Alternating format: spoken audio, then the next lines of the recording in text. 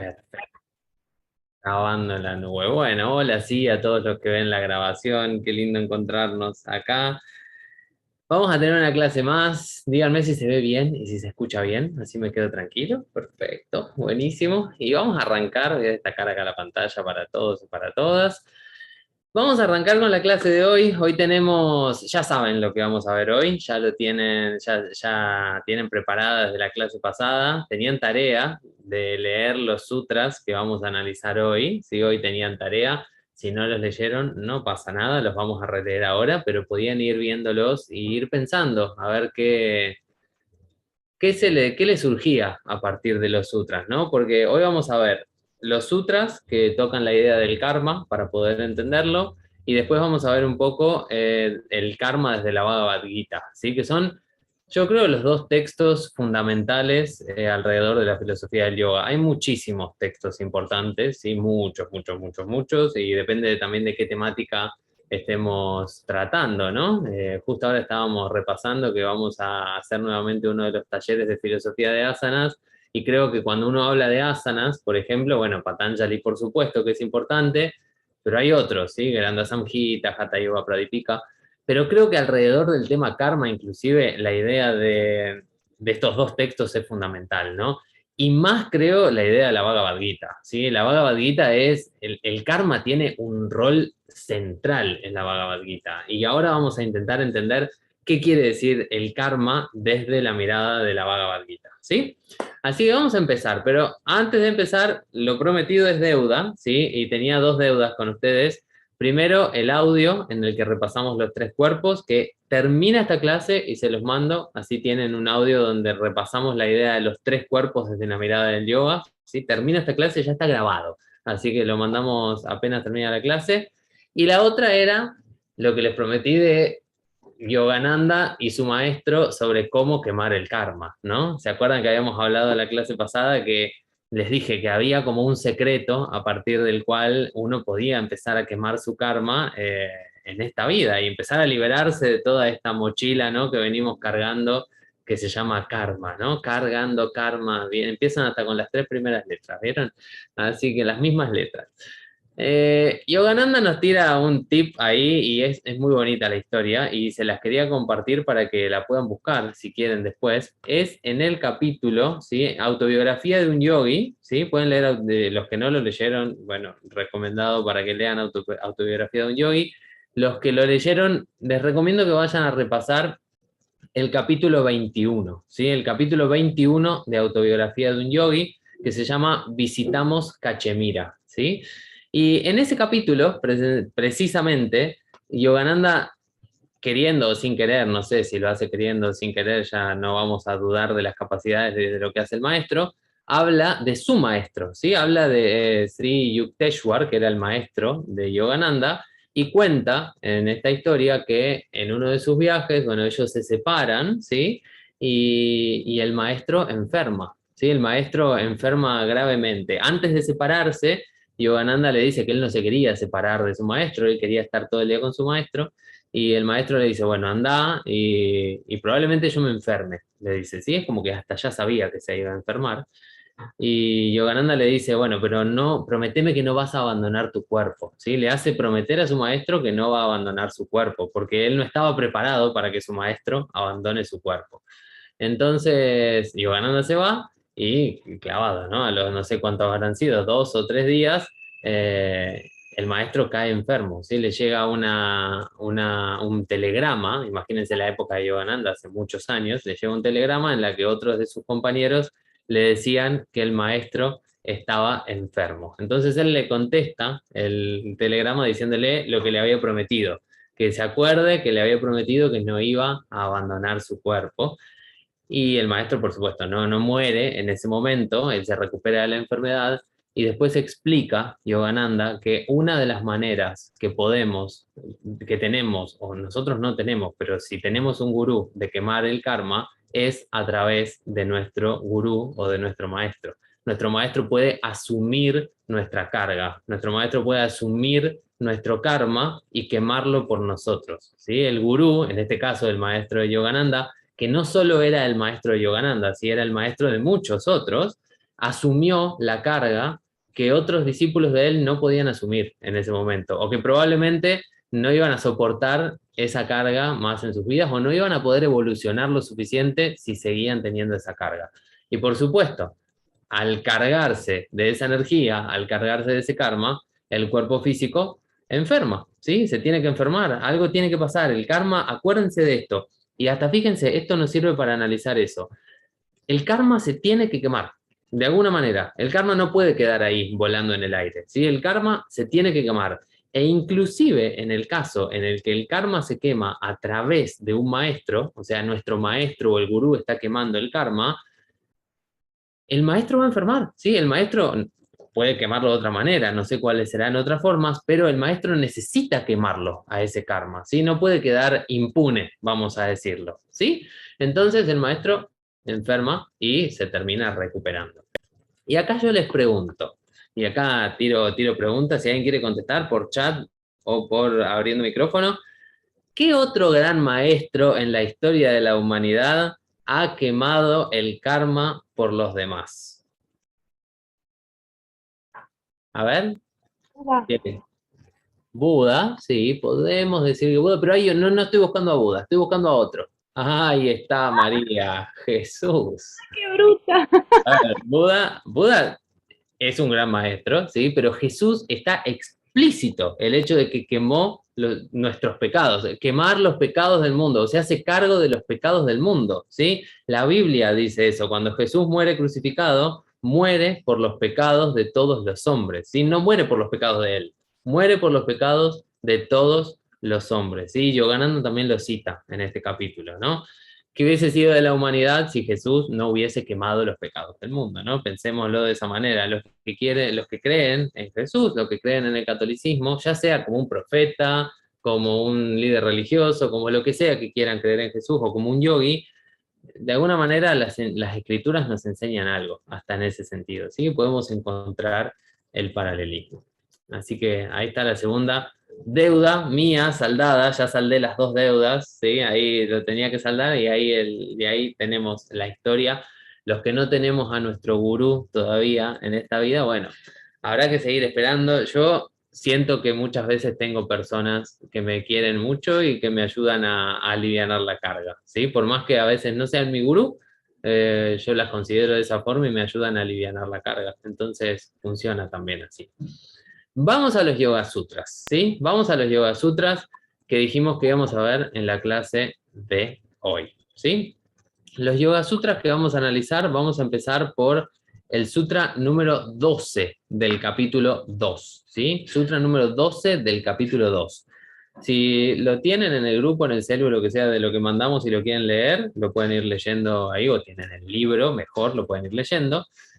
El primero de estos sutras vamos a leer directamente la traducción. Las impresiones acumuladas en vidas pasadas, repito, las impresiones acumuladas en vidas pasadas, enraizadas en las aflicciones, serán experimentadas en las vidas presentes y futuras. De nuevo, las impresiones acumuladas en vidas pasadas, o sea, todo lo que yo hice en las vidas pasadas, esas son mis impresiones, esas son mis huellas, enraizadas en las aflicciones, o sea, las estoy experimentando en esta vida a través de aflicciones, serán experimentadas en vidas presentes y futuras, ahora o en el futuro, sí puede ser que ahora o en el futuro, a través de lo que conocemos como aflicciones, ¿sí? ¿Qué nos está diciendo Patanjali acá? Creo que este sutra es bastante claro, no tiene mucha historia, ¿sí? Por suerte Patanjali nos explica con mucha claridad qué es lo que sucede. Pero podemos entender, yendo un poquito más al fondo, a qué se refiere con estas impresiones o cómo se generan estas impresiones, ¿sí? Las acciones son las que van a generar impresiones, ¿sí? Son nuestras acciones las que van a generar impresiones.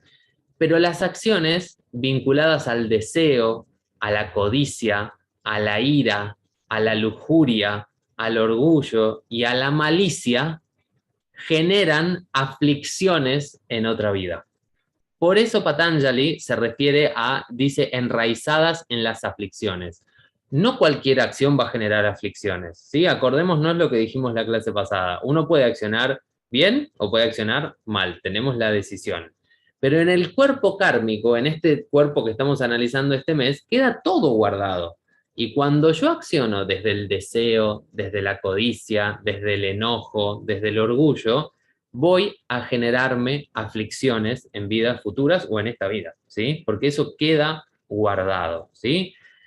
Hay una leyenda linda alrededor de esta historia que va mucho con este sutra.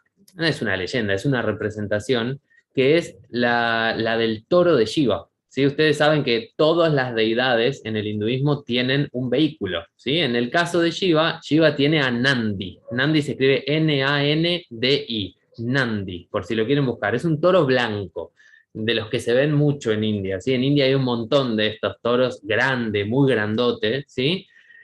Y Nandi se dice que es un ser que generó muy buen karma, ¿sí? Que por todo su trabajo, por toda su sadhana, por toda su entrega, por todo lo que él soltó y por todo lo que hizo durante toda su vida, Nandi llegó a ser el vehículo del dios Shiva, ¿sí? Ser el vehículo de Shiva para Nandi es un privilegio, ¿sí? No cualquiera es el vehículo del dios Shiva, ¿sí? Entonces, para poder llegar a ese estatus, Nandi tuvo que realizar vidas y vidas y vidas de acciones satisfactorias y positivas y bien encaminadas para poder llegar a ser lo que él es hoy, ¿sí? Por ahí en Occidente esta historia no tiene mucho sentido, ¿no? Pero si uno la cuenta en India o si uno la escucha en India, cuando la gente habla de Nandi, decía, bueno, sí, cualquiera quisiera ser Nandi, ¿no? Estar junto a Shiva, poder asistir a Shiva y a todo lo que Shiva representa, ¿no? El primer el yogi supremo, todo lo que Shiva es. Entonces, Nandi es un ser que dedicó su vida al buen karma, vamos a decirlo, a las buenas acciones. Vamos al segundo sutra, Sutra 13 del capítulo 2. Y dice lo siguiente: mientras exista la raíz de las acciones, seguirá causando la clase de nacimiento, la duración de la vida y las experiencias. De nuevo, Patanjali está hablando de la raíz de las acciones, ¿sí? Esta raíz de las acciones o estas impresiones, mientras sigan existiendo adentro mío estas impresiones, mientras yo siga generando karma, voy a seguir reencarnando. Esencialmente nos está diciendo esto: el eterno ciclo de nacimiento, vida, muerte, renacimiento, vida, muerte, va a seguir hasta que logremos liberarnos del karma. Y hasta acá yo me ponía a pensar, a ver, de alguna manera, liberación del karma es iluminación, ¿no? Liberarse del karma es iluminarse. Y ahí muy bien, Paulina dice, pero no se puede no generar karma. No, nosotros no podemos generar karma. Va a llegar un punto en el que todo este proceso de trabajar desde el buen karma, ¿sí? No va a cargar nada en la mochila, ¿me entendés? Y en ese momento en el que la mochila se empiece a no llenar, es cuando me empiezo a vaciar de alguna manera, ¿sí? No es que no puedo no generar karma. Nosotros no podemos no accionar en esta vida. Los grandes maestros, los grandes ascetas, bueno, llega el momento de trascendencia en el que no generan más karma, ¿sí? Trascienden y están más allá de eso de esta vida material, que en definitiva es lo que nos está haciendo generar karma, porque no se puede no accionar en este mundo. Creo que la diferencia radica ahí, cuando uno deja de ser del mundo, ¿sí? Y empieza a ser en el mundo. Ahí cambia la ecuación y funciona. Por ahora, bueno, sí, no podemos no generar karma, pero bueno, tengamos esperanza, ¿no? En algún momento por ahí hay que hacer como Nandi, ¿no? En algún momento va a suceder esta transformación. Cuando accionamos sin esperar nada a cambio, exacto, exacto. Ese es el primer paso, ¿sí? Empezar a accionar sin esperar nada a cambio. Cuando empieces a hacer eso una y otra vez, una y otra vez, una y otra vez, bueno, ahí ya vas a cargar cada vez menos esta mochila, ¿no? Funciona de esa forma, funciona de esa forma. Y creo que en ese sentido no tiene no es tan importante enredarnos, ¿no? Sino quedarnos con lo simple. Quedarnos con lo simple como Krishna le explica a Arjuna y lo vamos a ver ahora en un ratito, ¿sí? En este sutra, lo que podemos recapitular un poco es que la vida, nuestra vida, y cuando hablo de la vida me refiero a la vida que estamos viviendo ahora, es el resultado de nuestras acciones. Eso ya lo sabemos, ¿sí? De lo que hicimos y de lo que no hicimos, de las impresiones favorables o desfavorables. Pero lo importante de este sutra es saber que eso va a continuar, ¿sí? Y va a continuar dependiendo pura y absolutamente de lo que nosotros hagamos y de lo que nosotros decidamos hacer en esta vida, ¿sí? Los frutos de las acciones, ya dijimos qué es lo que genera. Generan huellas, generan samskaras, generan vasanas, todo lo que vimos en la clase anterior, ¿sí? Si quieren recapitularlo, vayan a ver la idea de los vasanas de la clase pasada. Pero como decía Paulina, no se puede no generar karma. Entonces, lo único que puedo es generarme algo bueno para esta vida y para las vidas que me continúen. ¿Sí? Vamos al siguiente sutra, el 14, porque es una seguidilla, ¿vieron? 12, 13, 14, en el que trata la idea del karma. Dice así, según nuestras acciones, buenas, malas o mixtas, miren el concepto que introduce Patanjali acá, buenas, malas o mixtas, experimentamos la calidad de nuestra vida, su duración y la naturaleza del nacimiento como algo desagradable o agradable. Fíjense, y me quedo con esa parte, porque el resto viene con la misma línea. Acciones buenas, malas o mixtas. Inclusive hay un paso intermedio entre lo malo y lo bueno, ¿sí? Vamos a ir trabajando y purificando, es como todo en la vida. Nada se purifica así de un momento a otro. Inclusive, imagínense el agua, cuando la pasan por un filtro. La primera vez que la pasan por un filtro, el agua no queda del todo limpia. La van a tener que pasar 2, 3, 4 veces por el filtro para que quede totalmente limpia. Todo lo que nosotros hacemos es de la misma manera, funciona de la misma manera y esa es la ley del karma. Así funciona. Cuanto más vayamos purificando nuestras acciones, mejor nos vamos a ir sintiendo. Al igual que si tomamos agua limpia o agua no tan limpia. ¿Sí? Es igual. En este sutra completa, en esta seguidilla del 12 al 14 del capítulo 2, completa la ley del karma. ¿Sí? Si alguien les pregunta, ¿dónde está la ley del karma en Patanjali? Sutras 12 a 14 del capítulo 2. Y básicamente lo que nos está diciendo Patanjali en esta vida es que tenemos que aprender a vivir de una manera correcta, aprender a disciplinarnos, ¿sí? Disciplina es la palabra clave para lograr generar acciones buenas, ¿sí? En todo caso mixtas primero, pero después buenas, y dejar de generar malas acciones. Y acá yo les voy a preguntar, de nuevo estoy preguntando, ¿en base a qué o qué base vamos a para realizar buenas acciones desde Patanjali? Si yo les digo, bueno, tienen que accionar bien, ¿qué lineamientos van a seguir? Muy bien, Paulina, ya estamos on fire, Paulina ahí en el chat, llamas y niyamas, muy bien, por supuesto, las llamas y niyamas que nos propone Patanjali, ¿sí? Y las yamas y niyamas van antes o después de asana, pranayama, pratyahara, dharana, de los otros pasos. Van antes, no van después. Empezamos con yamas y niyamas, ¿sí? Yamas y niyamas son la raíz del árbol del yoga. Un árbol se cae si no tiene buenas raíces. Un árbol se termina cayendo a pedazos. Acá cuando estuvimos, para los que no estaban hace 2 meses, cuando estábamos acá en México, hubo un huracán mientras estábamos teniendo clases y todo. Y un día pasó por acá, por donde estábamos, y veíamos las palmeras de acá al lado, y las palmeras se doblaban todas y no se caían. ¿Por qué? Porque tenían buenas raíces, ¿sí? Yamas y niyamas son las raíces del camino del yoga, ¿sí? Si uno se planta bien desde lo que hay que hacer, estamos transitando el camino de una buena manera. ¿Qué son las yamas y niyamas? Códigos de conducta, ¿sí? Con nosotros y con los demás, ¿sí? Eso es lo que nos propone el sabio Patanjali acá. Y ahora los voy a llevar al Sutra 30 del capítulo 1, porque acá hay algo que me llama la atención para que lo podamos ver. Sutra 30 del capítulo 1. Déjenme que les comparto una imagen, ¿sí? Denme un segundito, les comparto la imagen. Ahí voy, ¿sí? Ahí va.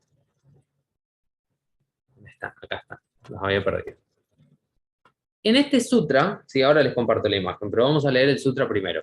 El Sutra 30 del capítulo 1 dice: que existen determinados obstáculos en la vida para poder accionar desde la disciplina, ¿sí? O accionar desde el buen lugar. Y traje este sutra porque específicamente no habla de karma, pero habla de los obstáculos que los seres humanos tenemos en la vida para poder lograr nuestro camino yogi, ¿sí?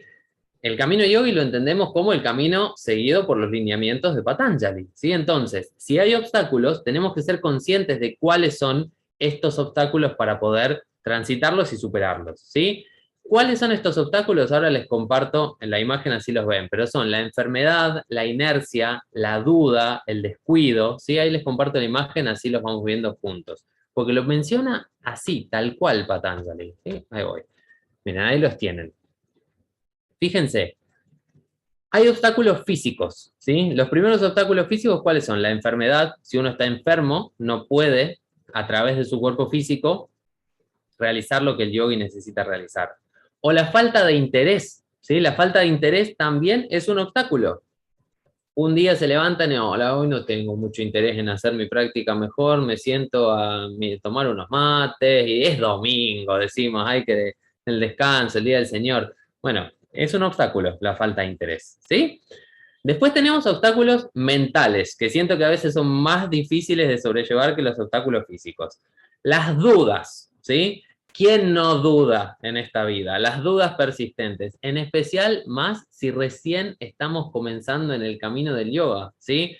¿Será esto cierto? ¿Es una secta? ¿Me quieren convencer de que haga cosas que yo no estoy seguro? Todas esas preguntas que nos hacemos y al principio, ¿quién es este hombre Patanjali? ¿De qué me quiere convencer? Bueno, son todas dudas que se van a ir disipando a partir de lo que Patanjali decía recién, de la disciplina y de la constancia, ¿sí?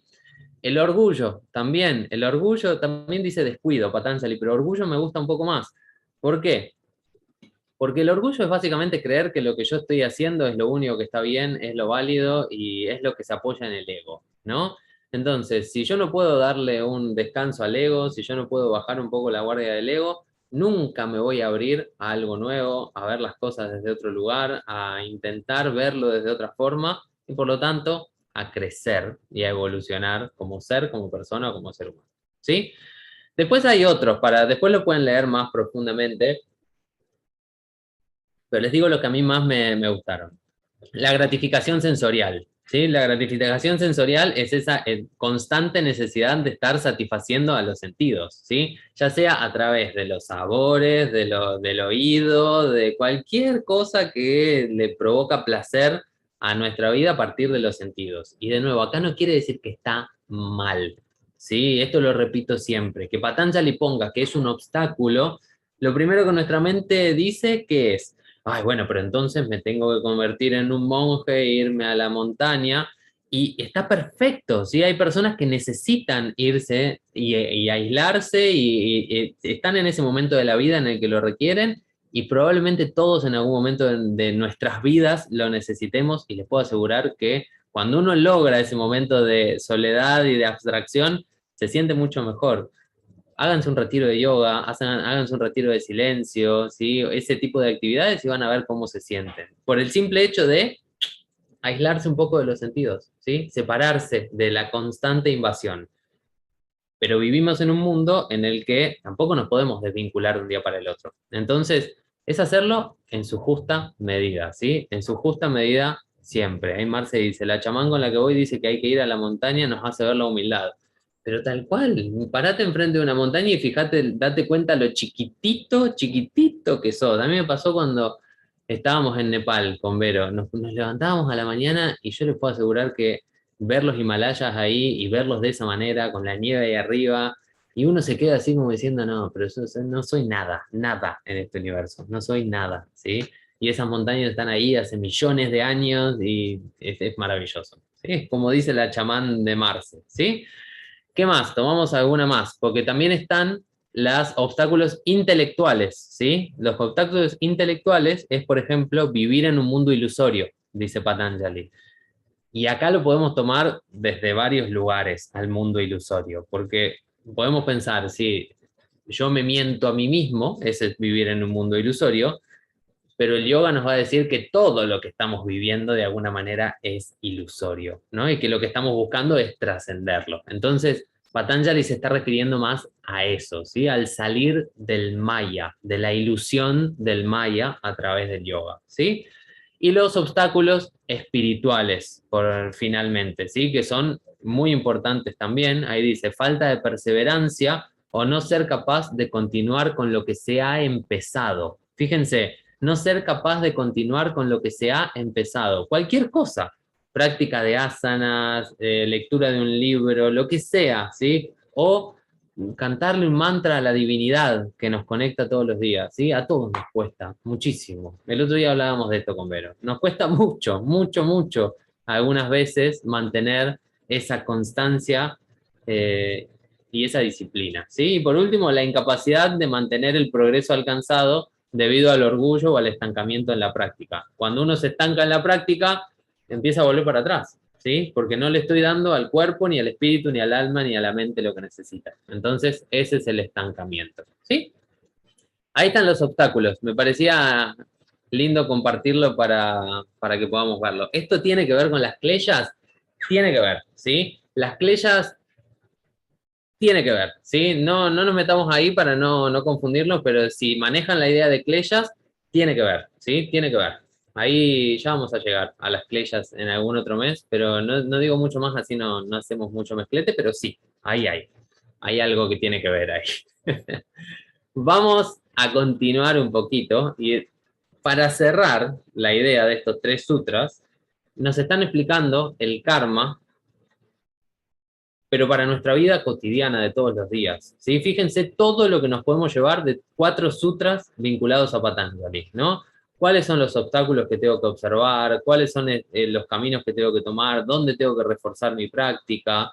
¿Qué puedo hacer para empezar a ser cada vez más disciplinado? ¿Cómo accionar? Todo eso tiene que ver con el karma desde Patanjali, ¿sí? Patanjali se refiere al karma como estas impresiones que poco a poco tenemos que ir modificando, cambiando, ¿sí? Y trabajando, ¿sí?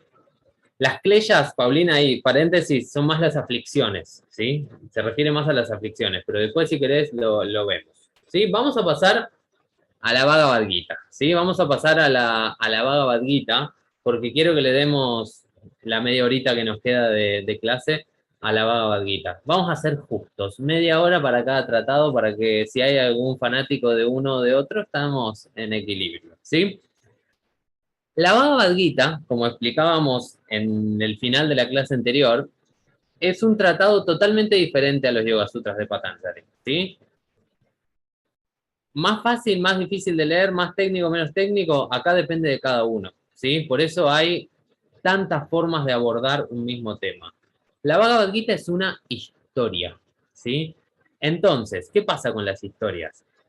A veces quedamos tan atrapados con la historia que nos cuesta llevarnos las enseñanzas, ¿no? A menos que sea una moraleja tan clara, como pasa muchas veces en las historias, la Bhagavad Gita tiene tanto contenido teórico y tanto contenido y tanta enseñanza que a veces quedamos atrapados en la historia y no nos alcanzamos a llevar todo. Por eso está bueno ir analizando parte por parte de la Bhagavad Gita y capítulo a capítulo, ¿sí?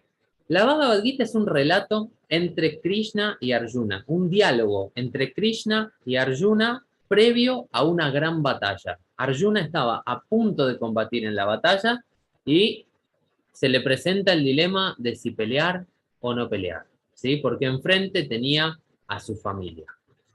Y acá, el pelear, el hecho de pelear, representa en la Bhagavad Gita a las acciones que todos y todas tenemos que llevar a cabo en nuestras vidas, ¿sí?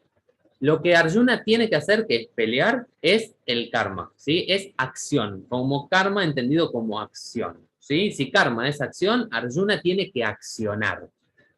Pero él no quiere accionar, ¿sí? No quiere saber nada con accionar, porque enfrente tiene a sus maestros, a su familia y a todo aquello que a él lo hace lo que él cree que es.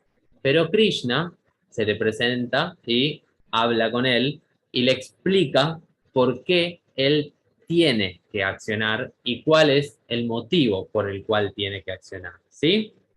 La Bhagavad Gita en el verso 48 del capítulo 2 dice lo siguiente, verso 48 del capítulo 2. Establecido en unión, realiza acción. Muy cortito el verso, pero fíjense, establecido en unión, realiza acción. ¿Qué quiere decir yoga? Si lo traducimos así, palabra a palabra, unión. Entonces, podemos leerlo de esta forma. Establecido en yoga, establecido en el estado de yoga, en el estado de unión, de equilibrio, de balance, realiza acción. ¿Acción qué quiere decir? Karma. Tenemos dos de las palabras más importantes para este mes en un sutra muy cortito.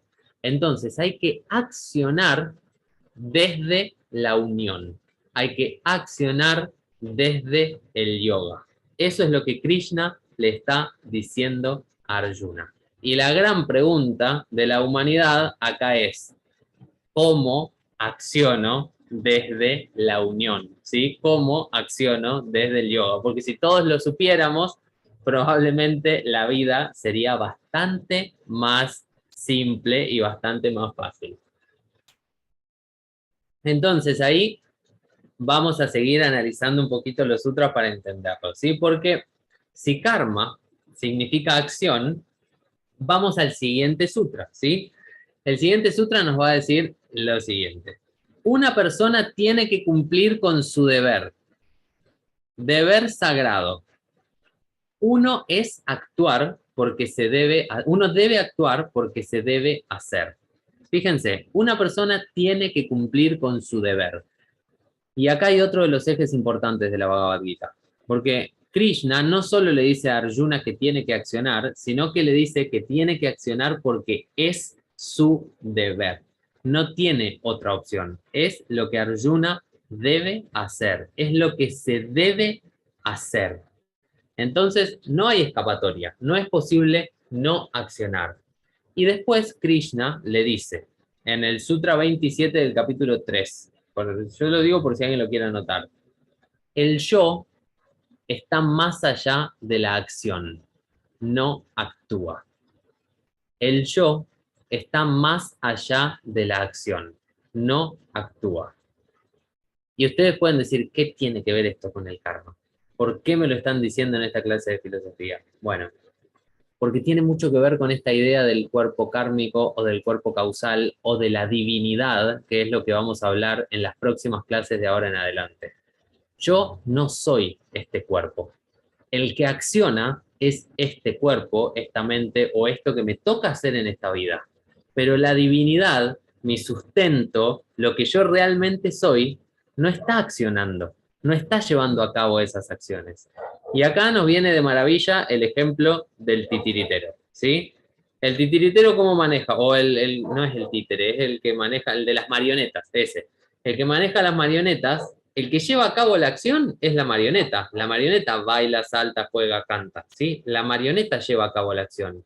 El que maneja la marioneta mueve los dedos, y ni siquiera los dedos se mueven de la misma manera que se está moviendo la marioneta, ¿sí? La divinidad, en este caso, no lleva a cabo la acción, la lleva a cabo el ser humano, vamos a decirlo, o nosotros, que no es que no somos la divinidad, sino que estamos desconectados, o hemos olvidado que somos esta divinidad, ¿sí? Entonces, ahí hay algo importante, porque ya Krishna está hablando de este vínculo que hay que recuperar entre la divinidad y lo que nosotros somos. Vamos al siguiente sutra y después vamos a ir explicándolo más en profundidad, ¿sí? Krishna en los sutras 5.2 y 6.1 dice que la acción es mejor que la inacción. La acción es mejor que la inacción. Y ahí dice, de hecho, es imposible no actuar. Y es un poco lo que decíamos con Paulina hace un ratito. Es imposible no actuar si estamos en este plano o en esta materialidad. ¿Sí? Entonces, ahí hay varios sutras en los que se menciona a la idea del karma, ¿sí? Pero lo más importante alrededor del karma en la Bhagavad Gita viene cuando empezamos a vincular el karma con la idea de la moralidad. ¿sí? Con la idea de lo moral, ¿sí? Y lo moral es algo vital dentro de la Bhagavad Gita y dentro de lo que en India es el hinduismo, ¿sí? La Bhagavad Gita es un texto hindú, ¿sí? No es la Biblia del hinduismo, vamos a decirlo, si uno quiere hacer una comparación. Y la moralidad tiene un rol fundamental porque es básicamente cómo nos tenemos que comportar en esta vida, ¿sí? Entonces, si ya entendemos que no podemos no accionar, que es mejor accionar que no accionar y que no hacer absolutamente nada, bueno, empecemos a ver qué tiene que ver la moralidad con estas acciones y cuáles son estas formas en las que yo me tengo que comportar. En Patanjali, ¿se acuerdan lo que dijimos recién? ¿Cómo me tengo que comportar? Lo dijeron ustedes. Yamas y niyamas, ¿sí? Pero en la Bhagavad Gita nos introducen un término que me parece absolutamente maravilloso, que es la idea del Dharma, ¿sí? El Dharma, que se escribe con D-H, D-H-A-R-M-A. El Dharma se va a vincular muchísimo con nuestra moralidad o con el cómo tenemos que actuar, ¿sí? ¿Qué es el Dharma? Si ustedes googlean hoy por hoy, y los invito a hacerlo después de la clase, básicamente van a encontrar que se define al Dharma como un propósito, ¿sí? Se le da al Dharma la idea del propósito. Yo siempre digo lo mismo, los que ya vienen a clase hace un tiempo saben que no está mal la definición de Dharma como un propósito, porque nos indica qué es eso que tenemos que hacer en esta vida, pero lo que se nos presenta como dificultad, y acá yo les puedo preguntar, y lo pueden pensar ustedes, es ¿qué tengo que hacer en esta vida? Porque ni siquiera sé eso, ¿no? O sea, si yo supiese qué tengo que hacer en esta vida sería más fácil, ¿no? Me dedico a eso y ya está, pero me paso 15, 20, 30, 40 años, voy a la universidad, estudio y todavía no sé qué tengo que hacer en esta vida. Bueno, ahí es donde la idea del Dharma la tenemos que despegar un poco del propósito. Porque cuando nosotros hablamos de propósito, lo primero que decimos es, tengo un propósito, tengo que encontrar un propósito. Y quizás no tenemos un propósito en esta vida. Quizás no estamos en esta vida para una sola cosa. Lo que tenemos que buscar es cómo llevamos a cabo ese propósito, ¿sí? Si hoy yo tengo en claro que lo que yo tengo que hacer es X, no sé, vamos a poner un ejemplo, cortar maderas, ¿no? Algo que no tiene nada que ver. Mi propósito es cortar maderas para que otro fabrique en casa, para que lo que sea. Lo que yo tengo que hacer es dedicarle mi entera atención y mi ser a eso que hoy es mi propósito, ¿sí? Puede ser que ese propósito me dure toda la vida o puede ser que ese propósito me dure 10 días y encuentre otro. Pero lo que no tiene que cambiar es cómo yo llevo a cabo esa acción. Siempre desde la entrega, desde el presente y desde mi absoluto compromiso con eso que yo estoy haciendo. Entonces, si yo me entrego completamente a lo que hago, el propósito puede cambiar, pero no, no importa qué es lo que es. Ahí Paulina dice, mi trabajo actual es mi propósito, lo tenés que sentir.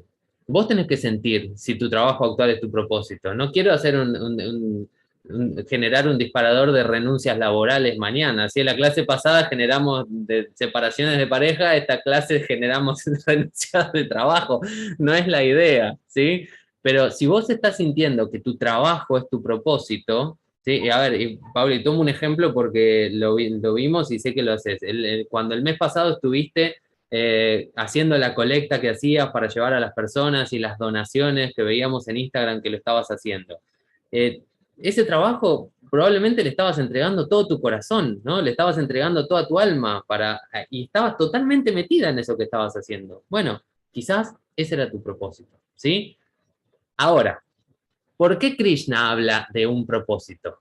Porque en India las cosas están mucho más claras, o en la época en la que se escribió la Bhagavad Gita, las cosas eran mucho más claras, ¿sí? Seguramente han oído hablar de las 4 castas, ¿no? Las 4 castas del hinduismo. Bueno, cada una de las castas tiene un rol, y de ese rol no se puede salir. Entonces, lo que hay que hacer es lo que te toca en esa casta. Y en la época en la que se escribe la Bhagavad Gita, Arjuna era un guerrero. Entonces, si él nació guerrero, tenía que ser guerrero. ¿sí? Entonces no había mucha vuelta que darle, ¿sí?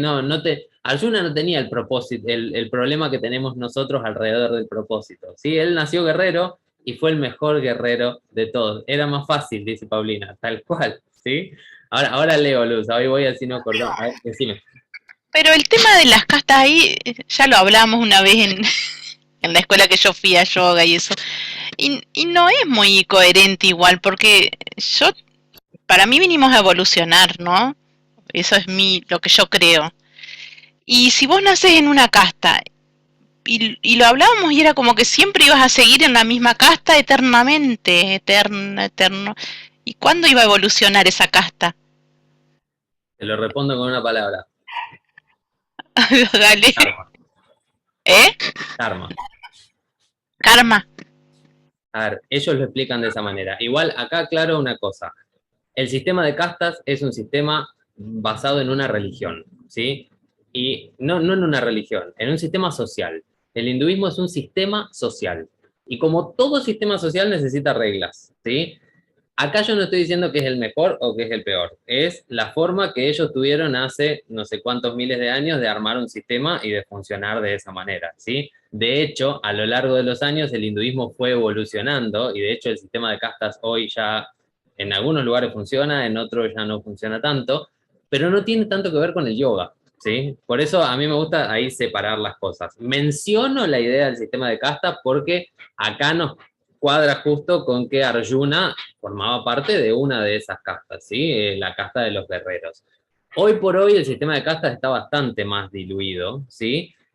Y se apoya en la idea del karma, ¿sí? A ver, a vos te tocó lo que estás haciendo en esta vida por lo que estás haciendo y quizás en la vida que viene te toca otra cosa. En eso se apoya, ¿sí? Pero tenés que hacer bien lo que tenés que hacer ahora, lo que te toca, sea ser un guerrero, o sea un comerciante, o un sacerdote, o lo que sea que te toque, ¿sí? Pero no nos olvidemos de eso, es un sistema social, ¿sí? No quiero entrar en profundidad en el hinduismo porque de hecho fue evolucionando con los años y fue cambiando, e incluso hace muchos años fue evolucionando y cambiando, pero es un tema delicado también la idea de las castas, ¿no? Generó muchos problemas históricos. Pero quedémonos con esto, ¿no? Quedémonos con que Arjuna era un guerrero y él tenía que pelear, ¿sí? Volvamos a la Bhagavad Gita, volvamos a esta idea de la Bhagavad Gita. Entonces, cada uno debe actuar basándose en su Dharma, ¿sí? Si lo miramos desde este lugar, cada uno debe actuar basándose en su Dharma. Debemos actuar o debemos accionar o generar nuestro karma según lo que nos toca hacer en esta vida, ¿sí? Los actos de cada persona en la misma situación pueden ser diferentes. En una misma situación, dos personas pueden accionar de maneras diferentes. Y eso no quiere decir que una esté bien y otra esté mal, sino que tienen dharmas o propósitos diferentes, ¿sí? Esto es lo que nos viene a enseñar la Bhagavad Gita, ¿sí? De hecho, Krishna, en la batalla de la Bhagavad Gita, vamos a tomar un ejemplo, no pelea, ¿sí? Él no pelea en la batalla de la batalla de Kurukshetra, ¿sí? Por otros motivos, él también decide tomar otro lugar en esa batalla. Pero un sacerdote, un brahman, no estaba en la batalla. Peleaban los guerreros, ¿sí? Una misma acción, una misma situación, dos acciones diferentes, ¿sí? Entonces, lo que define, y esto es muy interesante, el karma, si lo miramos desde la Bhagavad Gita, ¿sí? Lo que define que algo sea bueno o algo sea malo, va a ser esencialmente nuestro dharma, ¿sí? Y acá la cosa se pone más interesante todavía, porque nos vamos a apoyar en otro de los temas centrales de la Bhagavad Gita. Nosotros tenemos que hacer lo que tenemos que hacer, no otra cosa. La Bhagavad Gita lo dice claramente. Es preferible hacer mal eso que tengo que hacer bien eso que no tengo que hacer. ¿Sí? Es preferible hacerlo a medias, porque me sale así, que no hacerlo. ¿Sí? Yo tengo que hacer lo que tengo que hacer en esta vida. Entonces, si yo estoy haciendo lo que no tengo que hacer desde la mirada del Gita, no estoy generando buen karma tampoco. Por más que esa acción sea buenísima y ayude a muchas personas, imaginemos, ¿no? Pero si no es mi dharma, no es lo que tenía que hacer en esta vida. Y acá nos pone un ejemplo muy palpable, muy palpable. Arjuna, y yo los pongo en situación porque a mí me encanta y me sirve un montón. Imagínense, previa de la batalla a punto de empezar a luchar. Arjuna no quiere luchar y le dice a Krishna, porque él sabe que hay otras opciones. Le dice, ¿no es mejor que yo me dedique a la vida del renunciante? Que yo renuncie a todo, que yo deje todo. Lo que decimos siempre, me voy a una cueva y me dedico a abstraerme de todo, ¿no? Arjuna le dice eso. No puedo abstraerme de todo y tener una vida de renunciante y no vivir esta pelea. Y Krishna le dice que no. Krishna le dice que su deber es accionar, porque tiene que accionar en esta vida, tiene que accionar en este mundo, ¿sí? Todos deben participar en algún tipo de actividad en este mundo material. Y esa es una de las enseñanzas más importantes de la Bhagavad Gita. Todos debemos participar de alguna actividad en este mundo. Nosotros tenemos la decisión o la capacidad de que esas acciones nos aten al mundo o nos liberen de él. Fíjense qué hermoso esa forma de verlo. Yo tengo la decisión de que mis acciones me aten al mundo o me liberen del mundo. ¿Sí? Se me ponen los pelos de punta cuando lo pienso, porque es verdad. O sea, yo tengo la decisión de que mis acciones me liberen o me mantengan acá. ¿Sí? Entonces, eso es lo que la Bhagavad Gita me viene a enseñar. Y luego nos introduce la idea del karma yoga. ¿Sí? Finalmente nos termina introduciendo la idea del karma yoga. El karma yoga como, lo que decía Pauli hace un rato, acción desinteresada. ¿Sí? La idea de accionar desinteresadamente, de no esperar nada a cambio de mis acciones. Y esa, nos enseña la Bhagavad Gita, es la acción más pura de todas. ¿Sí? Si yo no puedo dejar de accionar, bueno, voy a ir purificando mis acciones. ¿Se acuerdan que decíamos el ejemplo del agua hace un ratito, que voy pasándola por el filtro? Bueno, voy a ir accionando, accionando, accionando, accionando cada vez mejor. El día que mi acción sea totalmente pura, va a ser el día en el que esa acción no espere nada a cambio. Nada, nada a cambio. ¿Es fácil?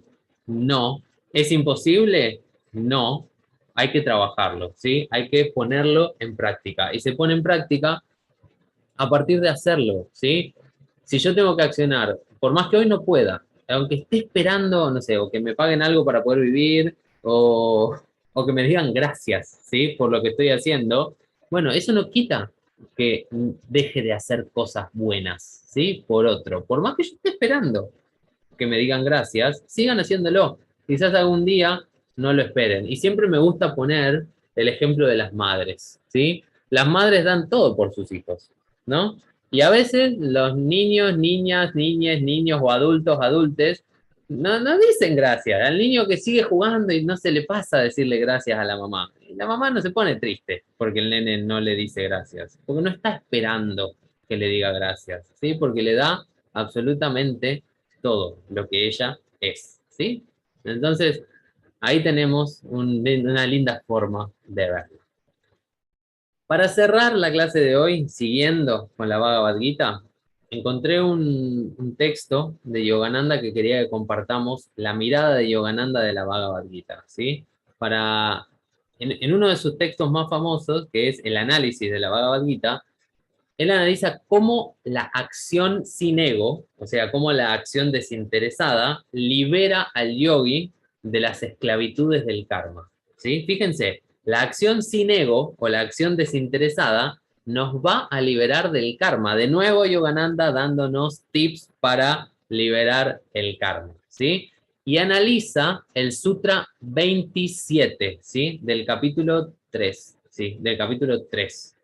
¿Sí? Sutra 27 del capítulo 3. Vamos a leerlo, ¿sí? Así sabemos de qué estamos hablando. Toda acción, dice Yogananda, es engendrada o creada universalmente por la naturaleza o por la divinidad, ¿sí? Todas las acciones son engendradas por los atributos de la naturaleza. Acá, para los que lo conocen, habla de las gunas, ¿sí? Sattva, rayas y tamas, ¿sí? Todos somos un resultado de la naturaleza o de la divinidad que se manifiesta en nosotros. Un hombre cuyo ser está engañado por el egoísmo cree que él es el que está accionando, ¿sí? Y fíjense acá, uno piensa que uno es el que está accionando, pero siempre es la divinidad, ¿sí? Y acá va en línea con lo que estábamos diciendo hace un ratito, ¿no? Yo estoy desconectado de la divinidad, por eso yo creo que yo soy el que está haciendo las cosas, ¿no? Yo soy el que lleva a cabo todo. Pero hay algo más grande que a través mío está accionando. Es el cuerpo el que acciona, pero el que mueve la marioneta, al fin y al cabo, es la divinidad, ¿sí? Y fíjense lo que dice Yogananda. Un monje que se sueña a sí mismo siendo un hombre de negocios, nunca llega a hacerlo. Imagínense un monje durmiendo, o ustedes durmiendo todas las noches. Se imaginan que son, no sé, superhéroes, millonarios, millonarias, no sé, lo que sea que sueñen, felices, o que son surfistas profesionales, como yo sueño a veces que puedo surfear y no me sale. Bueno, todas esas cosas que soñamos, ¿sí? Son un sueño, ¿sí? Son un sueño. El monje que sueña que es un hombre de negocios no llega a hacerlo, dice Yogananda. De la misma manera, el hombre, que es hijo de la divinidad, desempeña diferentes papeles en el mundo, ¿sí? Y ese hombre no debe identificarse con ninguno de estos roles que le toca interpretar. No debemos identificarnos con los roles que nos toca interpretar. Yo no soy ni el oficinista, ni el chofer, si quieren llevarlo, ni la madre, ni el padre, ni el tío. No soy los roles que me toca interpretar en esta vida. Yo soy algo más grande que eso que estoy soñando. No es como el monje. El monje sueña que es un hombre de negocios, pero no es un hombre de negocios, es un monje. Yo sueño que soy, no sé, esto que está acá viviendo esta vida, pero en realidad soy la divinidad. Eso es lo que me está queriendo decir Yogananda. El ser humano, el ser humano es el resultado de la divinidad manifestándose a través de la naturaleza, ¿sí? Lo divino se manifiesta a través de la naturaleza, a través de los elementos, a través de este cuerpo, de los músculos, del hueso, de lo que yo soy, ¿sí? Y genera esto que me permite llevar a cabo un papel en esta vida. Y la Bhagavad Gita me dice, y tenés que llevarlo a cabo, ¿eh? No es que por más que te des cuenta que sos la divinidad, no, lo tenés que hacer, porque esa es la forma de acceder a lo divino, ¿sí? Cada ser viviente en esta vida tiene un rol, ¿sí? E inclusive Yogananda lo divide en 4 reinos. Fíjense qué interesante. El reino de los hombres, de los seres humanos, de los animales, de las plantas y de lo inorgánico, ¿sí? Divide en 4 reinos. Y va a decir, todos están creados por la naturaleza. Todo viene de la misma divinidad que crea a través de la naturaleza. Pero cada uno de ellos va a tener un papel diferente.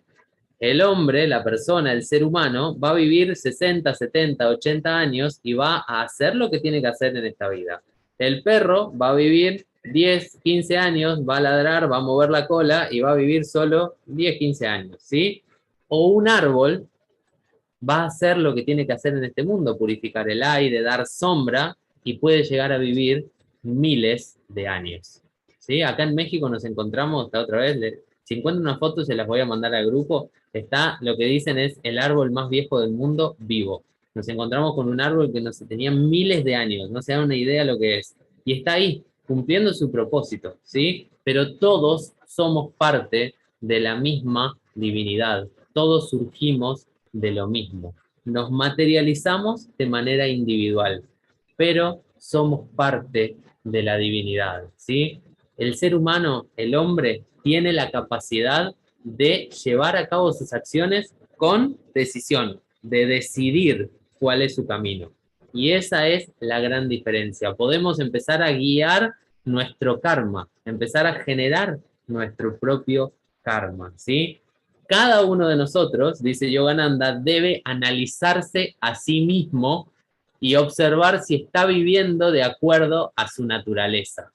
Y me encanta, porque Yogananda no habla de propósito, habla de naturaleza, ¿sí? Fíjense si están viviendo de acuerdo a su propia naturaleza, ¿sí? Escúchense, obsérvense, dense tiempo para escucharse y ver si están haciendo lo que cuadra con lo que quieren hacer para su vida, ¿sí? No se dejen influenciar por los sentidos, dice Yogananda. El ser humano se deja influenciar por los sentidos y el placer y el dolor hace que uno no pueda tomar las decisiones y viva en un remolino, dice Yogananda. ¿Sí? El placer genera siempre dolor y sufrimiento. Acuérdense de esto. Apego, deseo, deseo, apego, sufrimiento. Acuérdense siempre de esa ecuación. Entonces, ahí podemos empezar a trabajar con eso. Y pone dos historias al final de Yogananda y con esto cerramos. ¿Sí? Nos damos 3 minutitos más para poder cerrarlo. Fíjense esto. El gatito indefenso, dice Yogananda, y nos toca de cerca porque acá en casa hay unos gatitos chiquititos que nacieron hace poco. El gatito indefenso depende de la mamá, absolutamente de la mamá. Y está contento, no importa si la madre lo lleva al palacio de un rey o a un depósito de carbón, dice Yogananda. No le importa al gatito. El gatito quiere estar con su mamá. No importa si en un palacio o en un depósito.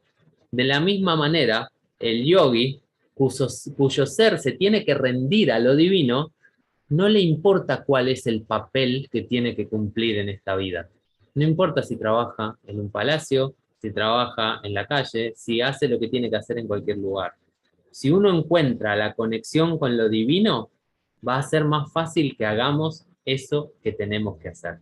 Fíjense qué lindo el ejemplo del gatito, ¿sí? Acuérdense del gatito, no le importa dónde va, mientras que esté con su mamá. Y la otra historia tiene que ver con Krishna, ¿sí? Ahí vi que en el grupo se estuvieron mandando las fotitos de Krishna en el fin de semana.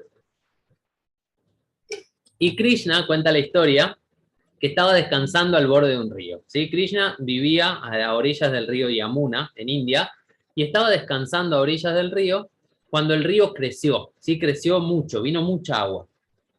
Y las gopis, que eran las seguidores, las devotas de Krishna, siempre le llevaban comida. Entonces se quisieron acercar a Krishna, pero tenían que cruzar el río. ¿Sí? Entonces cuando fueron a cruzar el río se encontraron con que no podían cruzar porque el río estaba muy alto.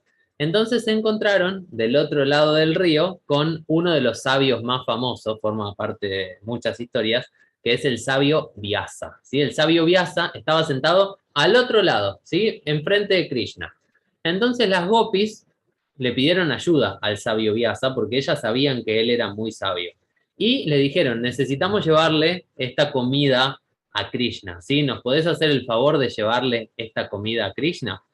Y Vyasa acepta, agarra la comida que las gopis habían preparado y, aunque ustedes no lo crean, se empezó a comer la comida. Y se la comía, y se la comía, y se la comía. Imagínense la cara de las gopis cuando el sabio Vyasa se estaba comiendo la comida que era para Krishna, ¿sí? Entonces las gopis se quedaron así como, que es la comida de Krishna, pero no le podían decir nada porque era un gran sabio. Cuando terminaba de comer, se para el sabio Vyasa y en una imagen que es muy similar a la de, creo que era Moisés el que había abierto las aguas en la Biblia, le pide a las aguas que se abran, ¿sí? Y las gopis pueden pasar hacia el otro lado, pero sin comida. Entonces llegan al otro lado, lo despiertan a Krishna, que estaba durmiendo, y le dicen, Krishna, te queríamos traer comida, pero sabes que el sabio Vyasa se lo comió todo. Y Krishna se despierta confundido y les dice, pero yo no necesito comida, yo acabo de comer. El sabio Vyasa me acaba de dar toda la comida que ustedes me habían preparado. Y ustedes pueden decir, ¿qué sentido tiene esta historia? Bueno, la enseñanza que nos deja esta historia es que el sabio Vyasa estaba profundamente conectado con la divinidad. Él tenía un vínculo directo con la divinidad que es Krishna, ¿sí? Entonces no había una diferencia entre él y Krishna. La divinidad y él eran una sola cosa. Entonces cuando él ingirió los mismos alimentos fueron parte de Krishna, ¿sí? Esa es la enseñanza que nos viene a dejar esta historia y nos viene a decir que de la misma forma que el sabio Vyasa está conectado con Krishna, nosotros tenemos que trabajar esa conexión con nuestra divinidad. Pónganle el nombre que quieran, Krishna, Jesús, Dios, Ganesh, Shiva, no importa el nombre que le quieran poner, ¿sí? Mahoma, cualquiera sea el nombre que le quieran poner a la divinidad, o universo o energía, ¿sí? Pero lo importante es empezar a trabajar ese vínculo y esa conexión con lo divino. Si yo trabajo ese vínculo y esa conexión con lo divino, cada vez voy a estar más cerca de qué? Cada vez voy a estar más cerca de mí mismo, de lo que yo soy, ¿sí? Eso es lo que todo esto viene a enseñarnos y ese es el disparador para nuestras próximas dos clases, ¿sí? Nuestras próximas dos clases ya no vamos a hablar tanto de karma, vamos a soltar el cuerpo kármico, hablamos bastante de karma, y vamos a empezar a hablar de este cuerpo de lo divino, este cuerpo, esta conexión con lo divino. ¿Qué es lo divino que vive adentro de nosotros? ¿Sí? Con el nombre que le quieran poner, Dios, divinidad, universo, energía, pero lo vamos a ir explorando juntos a partir de la clase que viene y en las dos clases que nos quedan. ¿Sí? Gracias. Perdón por haberme pasado un ratito y gracias por estar ahí. No sé si hay preguntas, hay dudas. Acuérdense que el grupo está para eso, ¿sí? Si hay dudas o preguntas o quieren preguntar cosas de las clases en el grupo, pónganlo en el grupo porque después a todos nos sirve, ¿sí? A todos se nutren de eso. Pablo, Sí, sí. ahí en toda la clase en varias oportunidades se me presentaba el tema de vengo a cumplir lo que vengo a cumplir o la naturaleza que tengo. Y ahí vamos siempre al mismo punto, creo. No sé si las chicas estarán de acuerdo también con el tema de si viniste asesino, sos asesino, o sea, porque tu esencia, tu naturaleza en esta vida, siempre está ese roce ahí de sí, el asesino, Bueno, asesino y está pero, la vida. mira, me acuerdo el día que surgió la misma pregunta en una clase de filo con uno de nuestros maestros, y, y él decía que las escrituras siempre se apoyan o lo que nos vienen a enseñar desde el lado de las acciones es lo que decíamos hoy. O sea, al final uno tiene la decisión, ¿me entendés?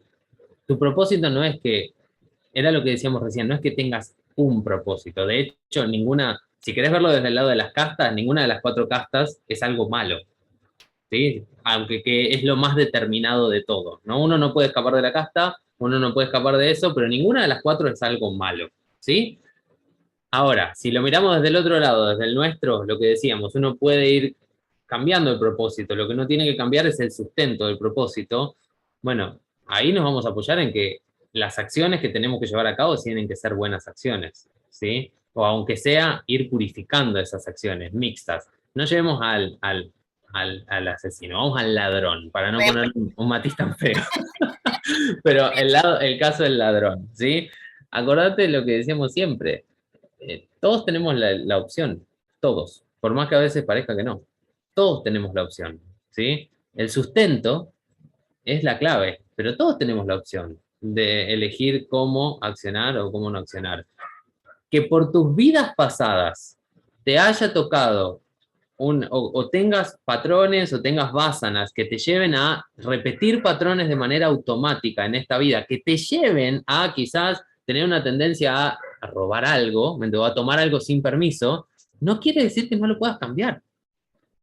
¿Sí? No quiere decir que no lo puedas cambiar. Nadie te está diciendo que no lo podés cambiar. Lo que nos está diciendo es totalmente lo contrario. Nos está diciendo que sí, que tenemos la opción de en esta vida empezar a elegir cómo accionar. Y vuelvo a lo mismo. Si vos venís con esa carga, con esos patrones, y no haces nada al respecto y no lo aplicas conciencia, vas a seguir accionando de la misma manera. Y vas a seguir siendo ladrón, en este caso, porque pusimos el ejemplo, ¿no? O cualquier cosa que te toque. Pero ahí es donde viene nuestro bendito camino espiritual y de crecimiento, ¿no? No es que mi propósito es ser ladrón, no, mi propósito va a ser lo que yo decida que sea mi propósito en este caso, a qué le doy mi energía. Ahora, bueno, yo elijo, si mi propósito va a estar atado a lo que hice en vidas pasadas y me está llevando a accionar de manera automática ahora, y bueno, es una decisión que yo tengo que tomar. Una persona que sigue haciendo lo mismo está inconsciente todavía. Así Exacto. que, pobre. Es eso, es no llevar con... ¿Qué es la inconsciencia? Uno usa la palabra inconsciente a veces tan automática y tan rápido, inclusive cuando vamos en la calle, con los que conducen, manejan un coche, pasa alguien rápido y que dice, ¡ay, qué inconsciente! Porque, ¿qué es inconsciente? No estoy llevando conciencia a lo que sea que estoy haciendo ahora. A donde llevo un gramo de conciencia, yo te puedo asegurar que uno acciona bien. Uno no va a accionar mal, porque es nuestra naturaleza. ¿Sí? Nuestra naturaleza es esa. Y es Me da, lindo verlo así, ¿eh? me da gracia porque yo hago de todo, terapias y yoga también, y me da gracia porque le digo, ustedes vienen acá al gabinete o vienen a la parte de yoga, y yo siempre les voy a hablar de lo mismo, de la conciencia, estar consciente todo el tiempo. Cuanto más conscientes somos, más decisiones afortunadas tomamos. Y Exacto. tu vida cambia, o sea, se nota a la larga. Lo que pasa es que la gente también quiere hoy una semana hacer conscientemente las cosas y no, el resultado no es tan mágico. Tiene que haber Hay una perseverancia y disciplina, diría. Mira, cerramos con la frase. Muji siempre dice, la libertad es gratis, pero no es barata. Fíjate. Ahí, hay que pensarlo de esa manera siempre. Sí, es gratis, pero no es barata. Por eso cuesta tanto. ¿Sí? Entonces hay que trabajarlo. Todo el tiempo hay que trabajarlo. Gracias, porque me hacen pensar un montón. Me quedo pensando un montón de todo esto. Gracias, chicos. Beso Gracias. enorme. Nos vemos mañana en Yin. Ahí practicamos juntos. Dale, gracias.